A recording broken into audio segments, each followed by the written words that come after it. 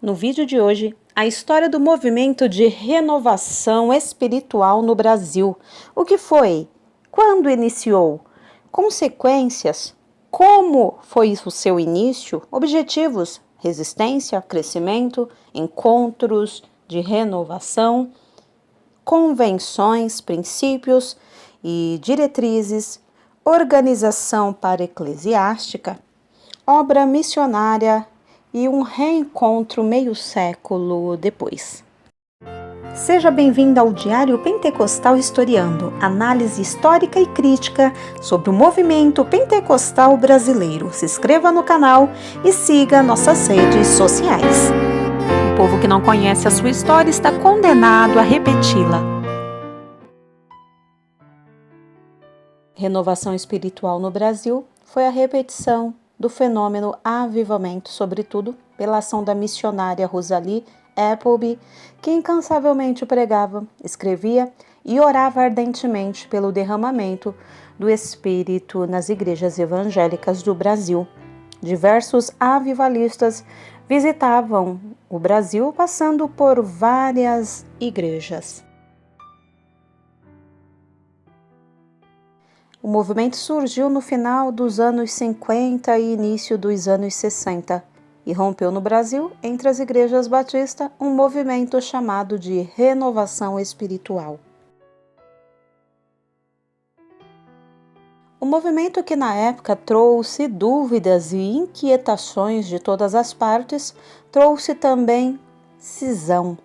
As diferenças teológicas e pneumatológicas fizeram com que, em 1965, 32 igrejas fossem excluídas do rol das igrejas batistas brasileiras. Em 1966, o número chegou a 52. A Convenção Batista Nacional foi então organizada em 1967. A crença no batismo no Espírito Santo, ou segunda bênção, como chamava o movimento, estava no centro de toda a polêmica. Acontece que as rupturas foram causadas em meio a acusações e não faltaram corações magoados de ambas as partes. Foram noites e lágrimas derramadas em vigílias por irmãos em lugares diversos deste país. Belo Horizonte, com a presença, vezes tantas, da missionária Rosalie, o pastor Munelar Maia, Benedito Vilela, Dr. Elmir Guimarães Maia, Ari Veloso, Antônio Lourenço, José Simões, Joaquim Balbino, jovens estudantes e outros irmãos em salas de templos, lares, bosques e montes, mas todos clamando pelo despertamento da Igreja do Senhor no Brasil. Na Bahia, o ilustre casal Dubois, professor Carlos Dubois e Estela Câmara Dubois, diretores do Colégio Taylor Egídio em Jaguaquara, exerciam forte liderança espiritual. Eis o testemunho do então jovem e futuro pastor Rosivaldo Araújo. Quem conhece Estela Dubois conheceu também Dona Rosalie. E quem leu os livros de Rosalie conheceu Dona Estela. Estela fez parceria com Rosalie. E foi através de Estela que conheci Rosalie, por ocasião de um desses acampamentos no qual o pastor Valdívio Coelho, homem igualmente avivado, e juntamente com o pastor José Rego, programaram para logo depois do lanche da tarde uma reunião de oração pelo culto da noite e acampamento em geral. Vale lembrar que no Recife também ocorreram vigílias no Horto Florestal. Pioneiros e outros simpatizantes do então movimento de renovação espiritual foram os pastores Ademar de Souza Melo, Rosivaldo Araújo, Hélio Vidal, Eclésio Menezes, Enoque Mendes, Pedro Andrade, Natalício Martins e Josué Santana. O desejo de avivamento não era apenas entre os batistas. Nestas vigílias de clamor por avivamento, havia quase sempre a presença de pessoas de denominações diferentes. A situação espiritual melhorou de tal maneira que as reuniões logo se multiplicavam, não somente no Rio de Janeiro, mas em outros estados. Um outro aspecto interessante é que aumentaram também as vigílias em quase todas as igrejas que iam despertando-se. Qualquer feriado previsto era motivo de programação de retiros espirituais, oportunidades aproveitadas na busca da presença de Deus. E já na década de 60, em igrejas diversas do país, principalmente em Belo Horizonte, onde a presença benfazeja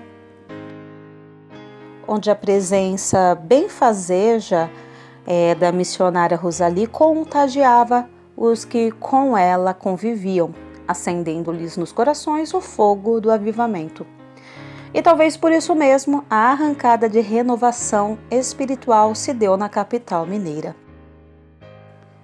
Rosalie fez discípulos por este país afora, pessoas simples, muitas delas, mas que tomaram gosto pela oração, pelo desejo de uma vida mais profunda com Deus e busca de avivamento do seu povo no Brasil.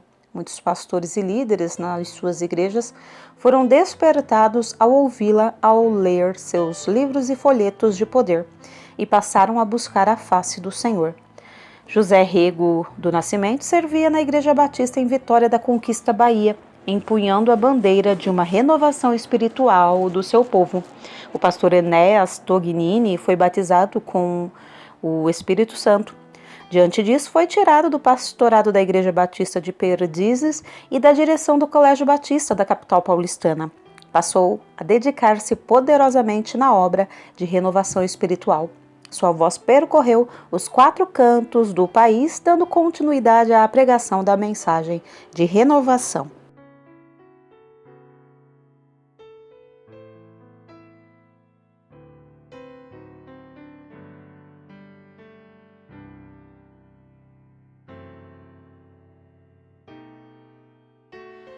O movimento de renovação espiritual tornou-se um fenômeno de caráter nacional e visava combater as águas paradas pela inércia e comodismo então reinante nos arraiais evangélicos mormente dos batistas, metodistas e presbiterianos. O movimento enfrentou resistência por parte daqueles que preferiam as coisas como estavam, os que temiam o operar vigoroso e dinâmico do Espírito. As igrejas excluídas, expulsas, como enfaticamente diziam, foram se unindo e formando convenções. A primeira a se formar foi a Convenção Batista do Estado de Minas Gerais, em 1961, logo após a exclusão da Igreja Batista da Lagoinha na Assembleia da Convenção Batista Mineira, em Juiz de Fora. Esta nova convenção estadual, formada pelas igrejas que não concordavam com a exclusão da Igreja Batista da Lagoinha e optaram pelo movimento de renovação, funcionou bem por 2 anos. Suas atividades foram interrompidas para dar lugar à AME, Ação Missionária Evangélica, esta a nível nacional, e que posteriormente foi substituída pela CBN, Convenção Batista Nacional.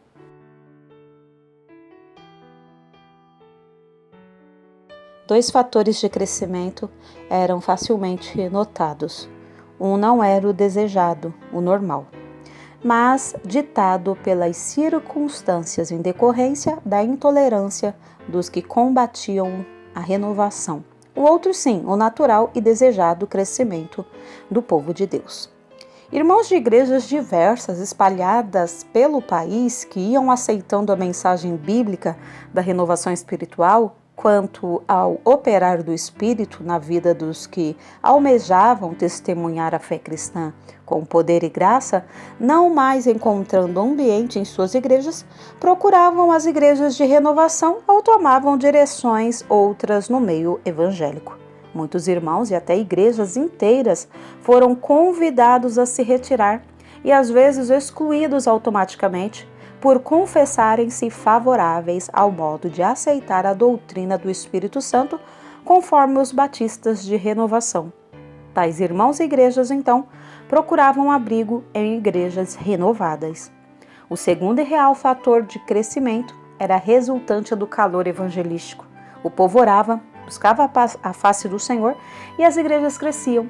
havia arrependimento, confissões de pecados e decisões abundantes. Os encontros de renovação foram eventos altamente significativos para a conscientização, integração, aceleramento e consolidação do movimento de renovação espiritual, futura obra batista nacional. Sobretudo, o papel de esclarecimento doutrinário, conscientização e os efeitos positivos da comunhão, dos momentos graciosos da manifestação do poder de Deus na vida de tantos participantes, principalmente naquele primeiro encontro em Belo Horizonte. Então, o movimento de renovação espiritual, como foi denominado na época, nada mais era que a manifestação do fenômeno avivamento em curso e, como tal, sem fronteiras denominacionais. O que ocorria entre os batistas, semelhantemente acontecia entre presbiterianos, metodistas e evangélicos outros. O primeiro encontro de renovação, esses primeiros encontros, favoreceram a criação da AME, Ação Missionária Evangélica, não exclusivamente batista. Ficou provado, como óbvio que reuniões, encontros, congressos de caráter puramente inspirativo ou de congraçamento funcionavam. Durou pouco e foi substituída 2 anos depois pela Convenção Batista Nacional. A criação da AME se deu após a Assembleia Convencional de Niterói em 1965, quando a Igreja Batista da Lagoinha e algumas de estados diferentes foram desligados da Convenção Batista do Brasil. O avanço rápido da obra e penetração dela por todo o país passou a exigir liderança sábia, segura, organização e melhor estruturamento, sobretudo a nível nacional, pois a AME não correspondeu aos anseios e muito menos se adequou à vivência batista. O pastor Hilton Quadros Cordeiro participou da criação da Convenção Batista Nacional e estruturação da obra Batista Nacional. Daí, alguns o terem denominado de pai da CBN, Convenção Batista Nacional. Não foi fácil para ele, naquele momento tumultuado e cheio de controvérsias, quanto à criação de uma convenção, pois de uma, muitos foram cortados. Ele contou com o apoio e ajuda de pastores pioneiros como Rosivaldo Araújo, Gerson Vilas Boas, Enéas Tognini, Darcy Guilherme Reis, Israel Afonso de Souza, Joel Ferreira, René Pereira Feitosa, Elias Brito Sobrinho, Dalson Pinto Teixeira, Nivaldo Ferreira da Silva, Benjamin Maia, Antônio Barbosa Lima, Eclésio Menezes e diversos outros, mas também de leigos como Simval Figueira, doutora Naim de Abreu e Silva Leite, Major Silas Rocha, Tenente Marino Freire, Eugênio Dornas, doutora Ana de Brito Vilela e muitos outros por este país afora. A primeira Assembleia da Convenção Batista Nacional ocorreu em setembro de 1967, na Igreja Batista da Lagoinha, em Belo Horizonte. O orador oficial desse evento foi o pastor Dalson Pinto Teixeira, da Igreja Batista Central de Petrópolis, e a primeira diretoria eleita foi a seguinte: presidente, Elias Brito Sobrinho. Primeiro vice-presidente, Joel Ferreira. Segundo, Rosivaldo Araújo. Primeiro secretário, Nivaldo Ferreira da Silva. E segundo secretário, Dalson Pinto Teixeira. Então, a obra Batista Nacional crescia e se espalhava pelo território nacional, necessitando de um maior apoio e assistência da direção-geral da Convenção Batista Nacional. Missão praticamente impossível. Daí a necessidade de se criar convenções regionais, descentralizar para dinamizar a obra e melhorar a assistência às igrejas. E foi o que aconteceu ao longo do tempo. Então, o pastor Rosivaldo Araújo, ele exerceu um papel bastante significativo nesse sentido. Na Secretaria-Geral da CBN, ele incentivou os campos estaduais a se organizarem em convenções. Então, a primeira a ressurgir foi a de Minas. Depois foram surgindo as demais, Convenção Batista Missionária do Nordeste e assim sucessivamente. Então, cada qual exercendo seu papel de liderança e a administração da obra regional, sempre em consonância com a nacional, a Convenção Batista Nacional.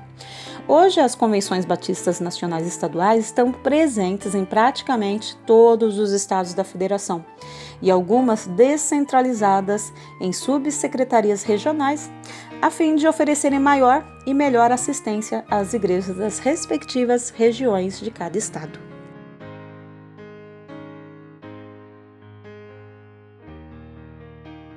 Os princípios e diretrizes que norteiam os batistas nacionais e sua obra geral constam em 2 manuais: Manual Básico dos Batistas Nacionais e Poderes Diretivos e Representativos.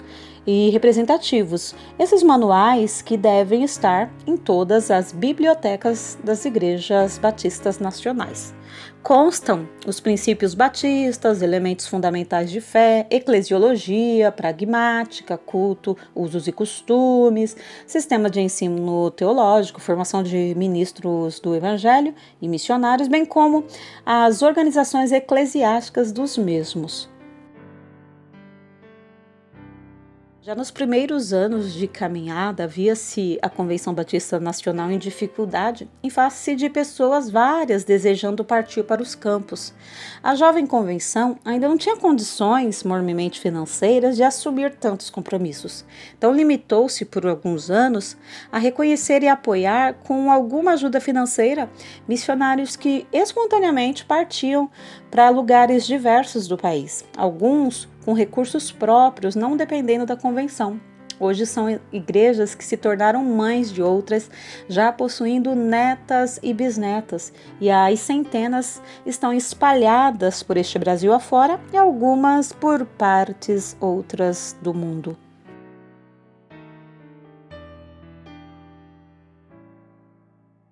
Em 2001, o Jornal Batista, número 47, página 4, com o título Perdão e Reconciliação, registrou o encontro de pedidos de perdão dos 2 presidentes da época, Nilson do Amaral Fanini e Enéas Tognini. Em 2017, ano do jubileu da Convenção Batista Nacional, houve outro encontro das 2 convenções e pedidos mútuos de perdão. O vice-presidente da Aliança Batista Mundial e presidente da CBB, da Convenção Batista do Brasil, pastor Luiz Roberto Silvado, afirmou ter sido um momento histórico. Aconteceu também em Jaguaquará, Bahia, no dia 3 de junho de 2018. Assim como depois de 50 anos, houve um segundo reencontro entre as 2 convenções. Houve também um reencontro entre os membros da primeira Igreja Batista de Jaguaquara e Igreja Batista Nacional Monte Carmelo, depois de meio século de ruptura. Um culto que durou 3 horas e meia, celebrado pela ceia do Senhor e marcado por pedidos de perdão, lágrimas, unidade, testemunho e uma forte e pujante presença de Deus sobre todos. Alguns irmãos que foram excluídos da igreja em 1968, um ano após a Convenção Batista Nacional ter sido organizada, estiveram lá e se abraçaram, se reconciliando. Foram calorosos abraços e regados a lágrimas de comunhão. Um culto que ficou marcado em ata e nos anais da história da igreja. Foi nesse espírito de unidade que ocorreu uma reunião novamente para celebrar a ceia do Senhor com as 2 igrejas depois de 50 anos. A palavra foi ministrada pelo pastor Isirley Guimarães, pastor da Monte Carmelo, e ele falou fortemente. Sua mensagem falou fortemente aos corações sobre unidade do corpo de Cristo.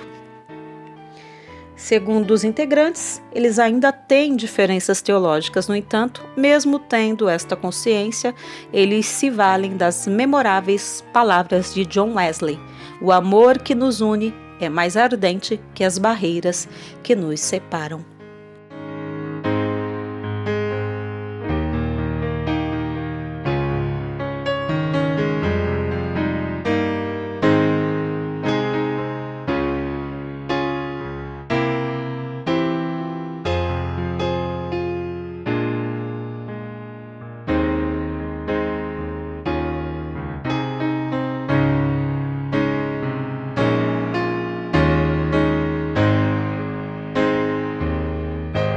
porque nada podemos contra a verdade, senão pela verdade. Segunda carta aos Coríntios 13:8. Se você gostou do conteúdo deste vídeo, se inscreva no canal, deixe o seu joinha, compartilhe e ative o sininho para receber do YouTube as notificações dos novos vídeos.